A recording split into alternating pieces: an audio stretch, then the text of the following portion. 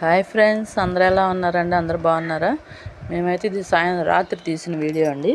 రాత్రి మా అమ్మ అయితే జున్ను పాలు తీసుకొచ్చి ఇచ్చింది. ఆ పాలు తీసుకురాగానే సంతోషంతో ముందు స్వీట్ తినాలని చెప్పి గబగబా బెల్లం అది తెప్పించి చేసామండి. స్వచ్ఛమైన జున్ను పాలు ఇవి అయితే. ఇక బెల్లం వేసి యాలకుల పొడి మెత్తగా దంచేసి మిరియాల పొడి మెత్తగా దంచామండి. వేసి ఇంకా ఆవిరి మీద ఉడకబెట్టాము. ఒక గిన్నెలో అయితే నీళ్లు పోసుకొని ఈ పాలు బెల్లము ఇవి మొత్తం కలిపిందంతా దాంట్లో పెట్టాము. ఆ గిన్నె ఇంకా పొయ్యి మీద పెట్టామండి. ఒక అరగంట సేపు సన్న శాఖ పెట్టి ఉడికించాము. సన్న శాఖ పెడితే బాగా ఉడికిద్ది లోపల. ఇంకా ఉడికినాక తీసుకున్నామండి. తీసినాక మంచిగా కేక్ లాగా వచ్చింది.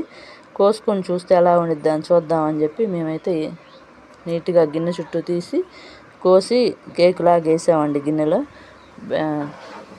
జున్ను మట్టుకి బాగా టేస్ట్గా వచ్చింది.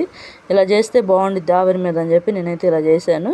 మీరు కూడా ఇలా చేసుకోండి, బాగుండిద్ది. జున్ను పాలు ఎప్పుడో ఒకసారి కదా దొరికేది. దొరికినప్పుడల్లా చేసుకొని తింటా ఉంటే చాలా టేస్ట్గా ఉంటుంది.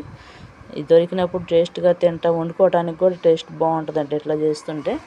నేనైతే ఎప్పుడు ఇలా చేస్తుంటాను. మీరు కూడా ఒకసారి ట్రై చేయండి.